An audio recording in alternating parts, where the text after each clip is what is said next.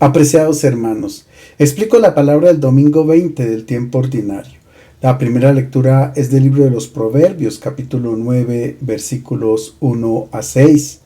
La sabiduría prepara un banquete e invita a participar de él. Los pueblos del Medio Oriente antiguo estimaban mucho más a los sabios que a los ricos o a los conquistadores de imperios. Los sabios se asemejaban a los ancianos, cuya corona es la experiencia de la vida, como dice el libro del Eclesiástico. Ellos estaban en grado de sugerir buenos consejos, citar proverbios, proponer adivinanzas o resolver enigmas. Eran admirados los que contaban historias destinadas a educar a los jóvenes y a enseñar correctos comportamientos sociales y religiosos. También se consideraban sabios a los expertos en la ley del Señor, porque ella, como los ríos, desborda sabiduría, sensatez y conduce a la felicidad, dice el libro del Eclesiástico. El autor del libro de los Proverbios se presenta como un padre sabio que se dirige tiernamente a su hijo y le suplica que siga el consejo de la sabiduría, porque ella será como una hermosa diadema en su cabeza y un collar en su cuello. Los primeros 9 capítulos del libro constituyen la introducción a toda la colección de dichos sapienciales, fruto de varios siglos de reflexión de los sabios de Israel. Nuestro pasaje ha sido tomado del capítulo 9, donde entran en escena dos mujeres con su respectiva identidad, una princesa y una prostituta. La princesa representa a la señora sabiduría, la prostituta representa a la señora necedad. Ellas están en permanente competición y han preparado dos banquetes opuestos. Ambas se dirigen a quienes les falta inteligencia y juicio con el fin de atraerlos a su celebración. La lectura propuesta por la liturgia de este domingo presenta solamente a la princesa, es decir, a la señora sabiduría, pero para una mejor comprensión hacemos también referencia al comportamiento de la señora necedad que aparece en los versículos siguientes a nuestro texto. Por medio de esta reflexión, los sabios de Israel quieren llamar la atención sobre la opción de vida, porque de ella depende el éxito, la realización, la felicidad, la vida, o el fracaso, la desgracia, la muerte.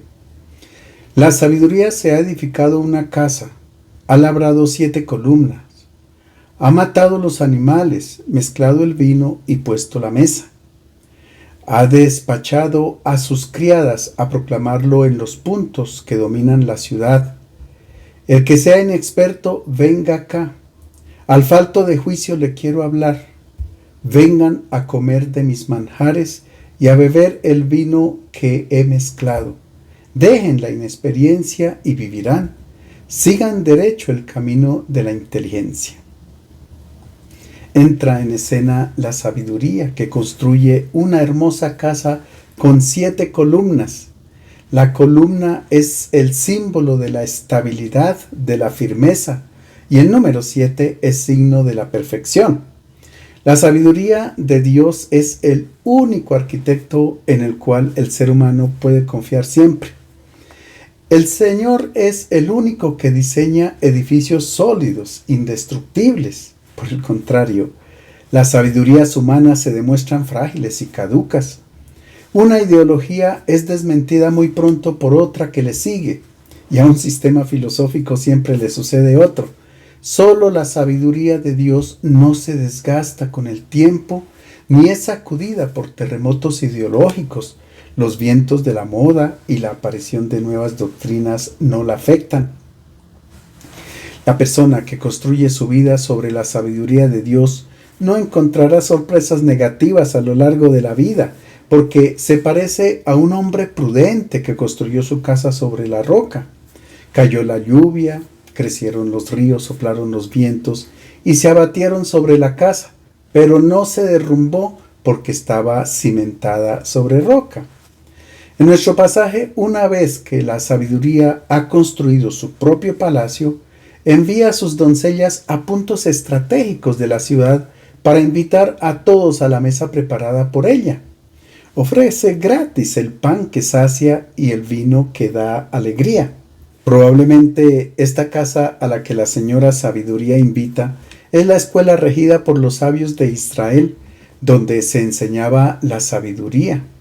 La comida y el vino hacen referencia al alimento sapiencial que allí se ofrecía, es decir, a las reglas prácticas para la vida que eran enseñadas por los sabios con el fin de armar a sus estudiantes para que fueran capaces de enfrentar los problemas cotidianos y así lograran el éxito y la felicidad. Para el cristiano, la premura y solicitud de la sabiduría recuerdan la preocupación apostólica de Cristo, que ha enviado a sus discípulos al mundo entero para anunciar la sabiduría del Evangelio, y les ha pedido que no pierdan ni siquiera un momento en el camino. En los versículos que siguen a nuestro pasaje se presenta a la necedad. Ella no construye nada, está sentada a la puerta de su casa, es indolente y desganada, no se molesta en ir en busca de los invitados, sabe que pueden ser fácilmente seducidos por su engañoso encanto, los espera y coloca trampas a todos aquellos que van derecho por el camino. Con palabras melosas los estimula a lo prohibido, les dice: el agua robada es más dulce, el pan comido a escondidas es más sabroso.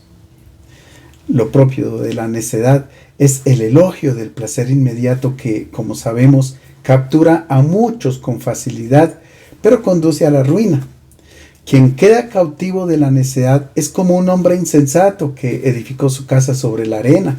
Cayó la lluvia, vinieron los torrentes, soplaron los vientos y azotaron aquella casa y cayó, y grande fue su destrucción.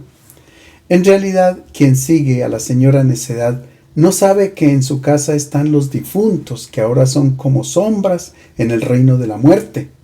Pero el destino del que escucha la sabiduría es la vida.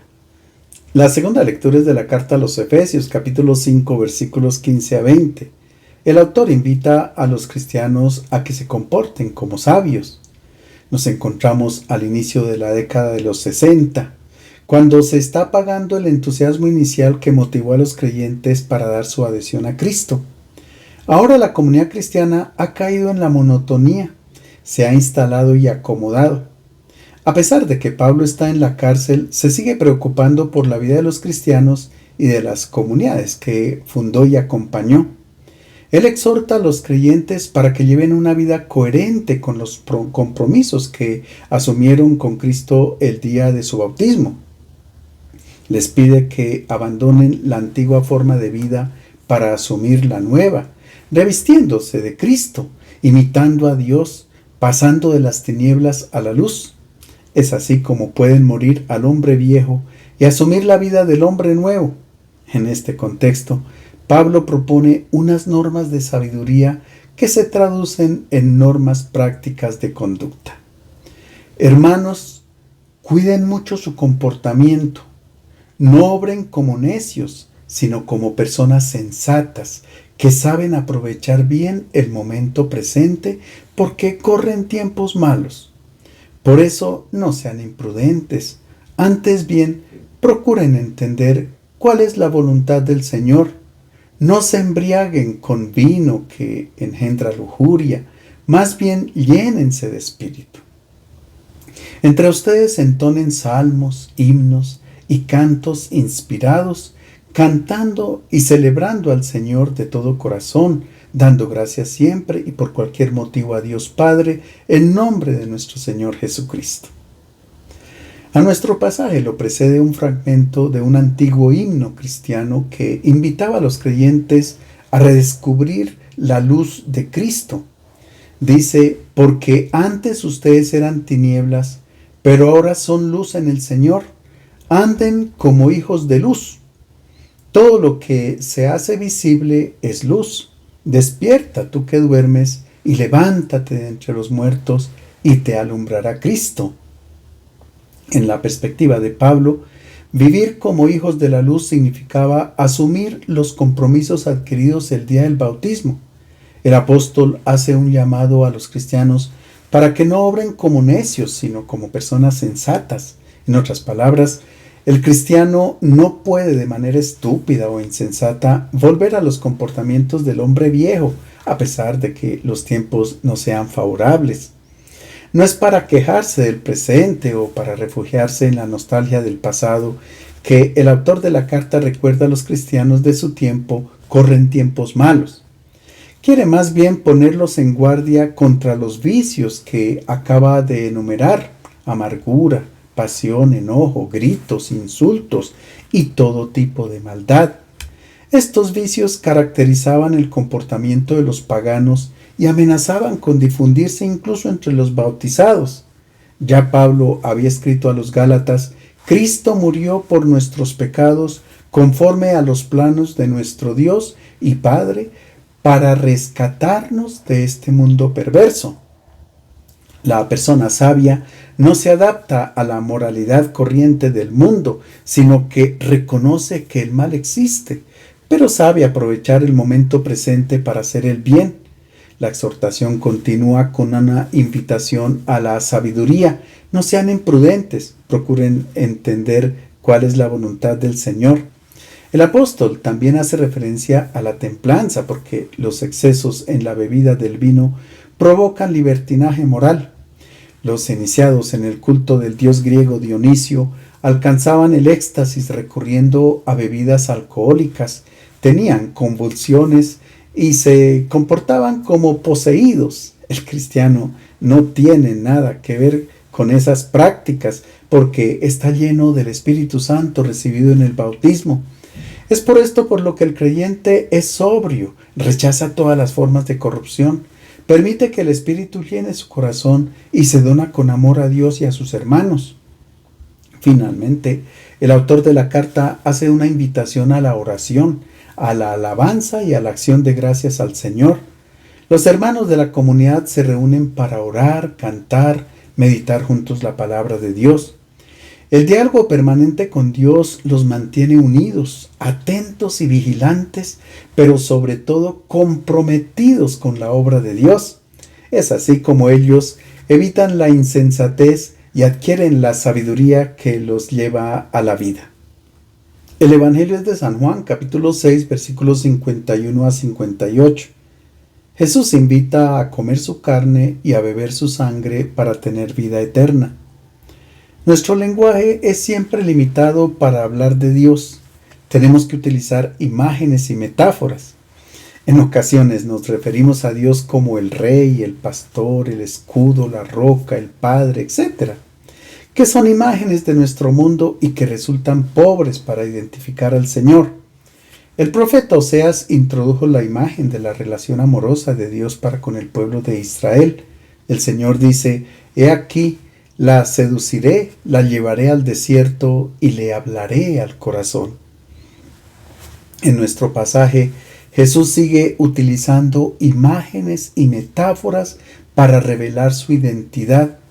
En la primera parte de este discurso pronunciado en la sinagoga de Cafarnaúm, Él se presentó ante los judíos como la encarnación de la sabiduría de Dios y los invitó a que acogieran su persona como el pan que bajó del cielo para dar vida al mundo. La reacción de los judíos había sido fuerte porque no comprendían que en el hijo de un carpintero se encarnara la sabiduría de Dios. Para ellos, el pan bajado del cielo, es decir, donado por Dios, es su palabra contenida en la ley, en la Torá de Moisés. Este es el único pan que alimenta una vida realmente humana, porque prohíbe matar, robar, blasfemar, calumniar, etc. Jesús no ha negado esta verdad proclamada por los judíos, pero ahora Él se presenta como la encarnación de esta sabiduría de Dios, y quien quiera contemplar la realización perfecta del ser humano, solo tiene que mirarlo a Él. En nuestro pasaje, Jesús aún va más allá e invita a sus interlocutores a comer su carne y a beber su sangre. En aquel tiempo dijo Jesús a la gente: «Yo soy el pan vivo bajado del cielo. Quien coma de este pan vivirá siempre. El pan que yo doy para la vida del mundo es mi carne». Los judíos se pusieron a discutir: ¿cómo puede éste darnos a comer su carne? Los judíos se interrogan: ¿cómo puede éste darnos de comer su carne?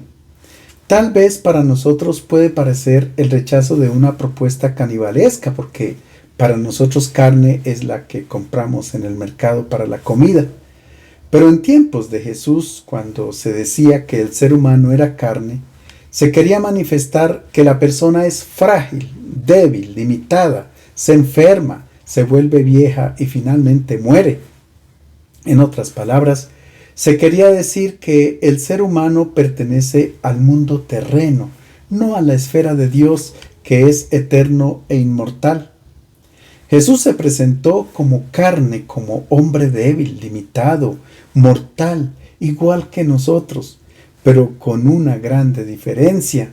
Él ha bajado del cielo y tiene en sí mismo otra vida que no procede del polvo de la tierra, sino una vida que pertenece al mundo de Dios, la vida del eterno. Es por esto, por lo que Jesús dice que quien come su carne, es decir, su persona, recibe como un don su misma vida eterna. Para comprender mejor lo que quiere decir Jesús, hacemos referencia a un filósofo alemán, Ludwig Feuerbach, que decía: el hombre es lo que se come.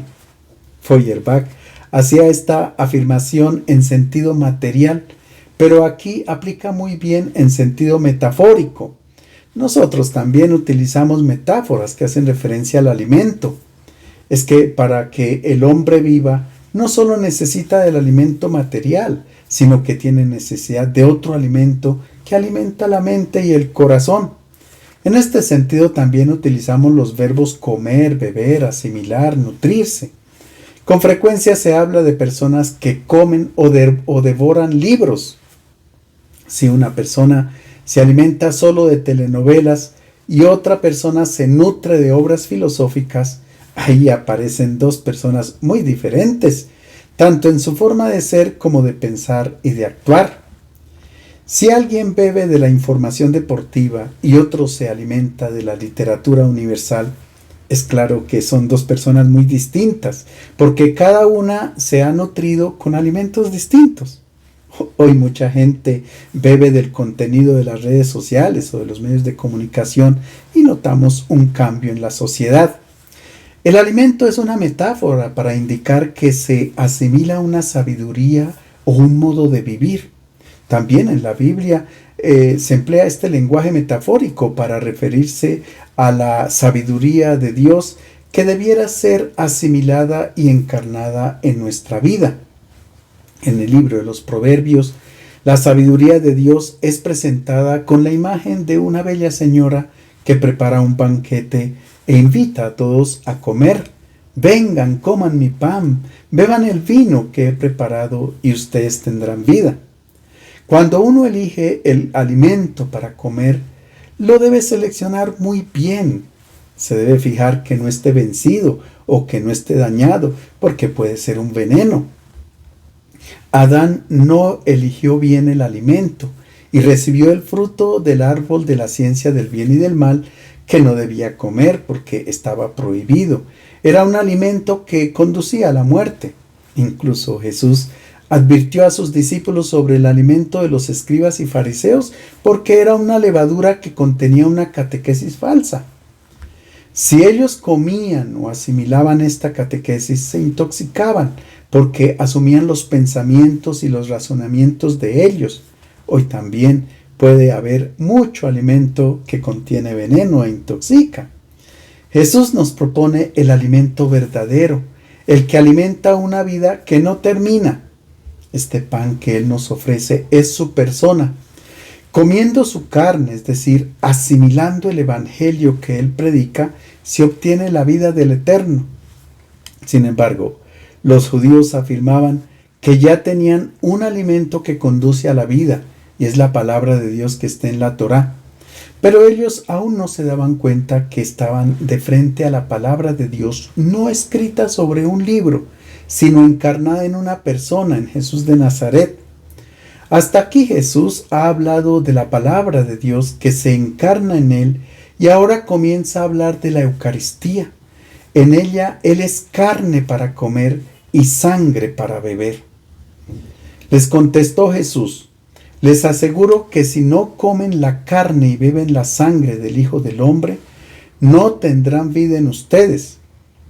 Quien come mi carne y bebe mi sangre, tiene vida eterna y yo lo resucitaré el último día. Mi carne es verdadera comida y mi sangre es verdadera bebida. Quien come mi carne y bebe mi sangre, habita en mí y yo en él. Antes del Concilio Vaticano II había muchas devociones en torno a la Eucaristía, desde luego que muy respetadas, pero tal vez no ayudaban a comprender el significado original que le dio Jesús durante la última cena. El verdadero sentido de la Eucaristía está en los dos verbos que se repiten con insistencia en nuestro pasaje: comer y beber. Por otra parte, los dos signos que Jesús eligió para este sacramento, el pan y el vino, conllevan un mensaje claro. Si hay pan y vino sobre la mesa, no indican otra cosa que la invitación a comer y a beber. Jesús repite con insistencia 4 veces el verbo griego phagein, comer. Este es el único significado de la Eucaristía. Es un pan para comer. Pero además Jesús pide que se beba también su sangre si se quiere obtener como don la vida eterna. Cuando los judíos escuchan a Jesús que hay que beber su sangre, expresan repugnancia, les da asco y murmuran entre ellos. Su reacción es comprensible y justificada porque en todas las religiones de la antigüedad estaba presente la concepción de que la vida residía en la sangre. Por tanto, perder sangre era perder la vida. Comer carne que no haya sido cuidadosamente desangrada significaba apoderarse de la vida, y esto estaba prohibido por la ley. Muchos textos bíblicos prohíben severamente esta práctica. El libro del Levítico dice: porque la vida de la carne está en la sangre. Y el libro del Deuteronomio pide al israelita: cuídate de no comer la sangre, porque la sangre es la vida, y no comerás la vida en la carne. La vida solo pertenece a Dios, y el ser humano no puede apoderarse de ella. Incluso hoy los hebreos, cuando sacrifican un animal para comer, lo desangran cuidadosamente para no apoderarse de una vida que pertenece a Dios. Ellos derraman la sangre del animal en la tierra y de esta manera simbólicamente la restituyen a Dios. La creencia de que en la sangre se encuentra la fuerza vital explica por qué ella se utilizaba en los ritos de consagración y purificación en el Primer Testamento. A los pies del monte Sinaí, por medio de un ritual con sangre, se selló la alianza entre Dios y el pueblo de Israel. Allí se celebró un solemne sacrificio de comunión en el cual Moisés tomó la sangre de las víctimas y la vertió la mitad sobre el altar, símbolo de la presencia del Señor, y la otra mitad sobre el pueblo, diciendo: esta es la sangre del pacto que el Señor hace con ustedes. Con este ceremonial fue creada la comunión de vida entre Dios e Israel y sellada su pertenencia mutua. Era como si entre Dios y el pueblo se hubiesen establecido relaciones de consanguinidad. De acuerdo con esta mentalidad es que Jesús introduce en su discurso la necesidad de comer su carne y beber su sangre para entrar en comunión de vida con Él y con el Padre. Sin lugar a duda que los interlocutores de Jesús entendieron inmediatamente que Él no estaba hablando de su sangre material, sino de acoger toda su vida. En el relato de la última cena, según San Mateo, Jesús utiliza un imperativo, es decir, da una orden. Dice: piete pantes, beban todos. La Eucaristía es para todos, es totalmente inclusiva. Y cuando bebemos el vino consagrado, estamos acogiendo y asumiendo toda la vida de Jesús, toda su historia. Y así como Él, nosotros manifestamos que estamos dispuestos a dar la vida por amor a los hermanos. Animada por el Espíritu, toda la vida de Jesús ha sido un don de amor incondicional hasta la última gota de sangre, es decir, hasta la última gota de su vida. Todo su tiempo, todas sus capacidades, todas sus fuerzas las ha entregado como alimento para nuestra vida. Comulgar con el cuerpo y la sangre de Jesús significa asimilar su vida y su amor dentro de nosotros. Es el momento en el que declaramos que unimos nuestra vida a la de Cristo y que yo también quiero ser pan partido y donado como Jesús. Este es el significado original de la Eucaristía. En nuestro pasaje, Jesús dice que hay necesidad de comer su carne, pero ahora introduce otro verbo griego distinto de phagein. Habla de trogen, que significa masticar, triturar el alimento para ser asimilado de la mejor manera. El que mastica, el que asimila su carne y bebe su sangre, tiene la vida eterna. El pan de vida que Jesús nos ofrece tiene que ser masticado, es decir, hay que asimilar toda su persona. No se puede perder ni una borona. Así lo hacemos en la Eucaristía. No dejamos caer ni una sola borona al piso, porque nada se puede desperdiciar. No queremos perdernos de nada de la vida de Jesús, sino que deseamos asimilarla toda. Solo así recibimos la vida del Eterno, la que Jesús ha venido a traer al mundo. En realidad, cuando recibimos el cuerpo y la sangre de Cristo, manifestamos un amor esponsal en el que unimos nuestra vida a la de Jesús. La consecuencia es que quien come su carne y bebe su sangre permanece en él y él permanece en quien comulga. En otras palabras, se establece una simbiosis de vida. Nuestra vida se hace una con la vida de Cristo. Así como los sarmientos permanecen en la vid y por medio de ellos pasa una única linfa, así también en la unión con Cristo pasa solo un único espíritu.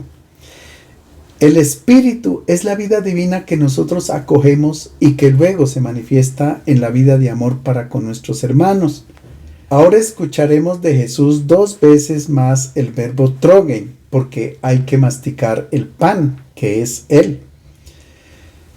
Como el Padre que me envió vive y yo vivo por el Padre, así quien me come vivirá por mí.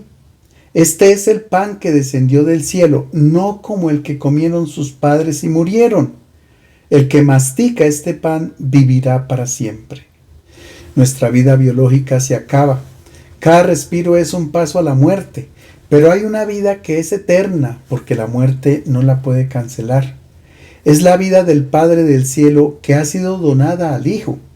Él la ha recibido y ahora la dona a todos nosotros, a todos los que nos alimentamos del pan bajado del cielo, que es la persona de Jesús, que se ha hecho pan. Así como el Hijo es uno con el Padre, así también nosotros, cuando unimos nuestra vida con la de Jesús, estamos unidos al Padre. Por tanto, celebrar la Eucaristía significa expresar esta unión de amor, experimentar que tenemos una misma vida con Jesús. Como afirmaba San Pablo, no soy yo quien vive, es Cristo quien vive en mí. En consecuencia, cuando salimos de la celebración eucarística, quienes encontremos por el camino tendrán que ver en nosotros la persona de Jesús de Nazaret. Ellos reciben de nosotros el pensamiento, los juicios, las miradas, las caricias y las palabras de Jesús de Nazaret, porque en nosotros ahora circula su espíritu, es decir, su propia vida. Jesús concluye su discurso retomando el tema del maná que alimenta la vida biológica y lo contrapone con la vida que Él dona, con la vida del Eterno. Este es el pan que descendió del cielo, no como el que comieron sus padres y murieron. El que mastica este pan vivirá para siempre. Masticar este pan significa acogerlo y asimilarlo todo. En otras palabras, cuando nos acercamos al Evangelio y a la Eucaristía, queremos asimilarlo todo. No podemos desperdiciar ni una sola partícula de ninguno de los dos, sino convertirlo todo en vida dentro de nosotros. De estos dos signos sensibles tendremos siempre hambre mientras peregrinemos por este mundo. Les deseo un feliz domingo.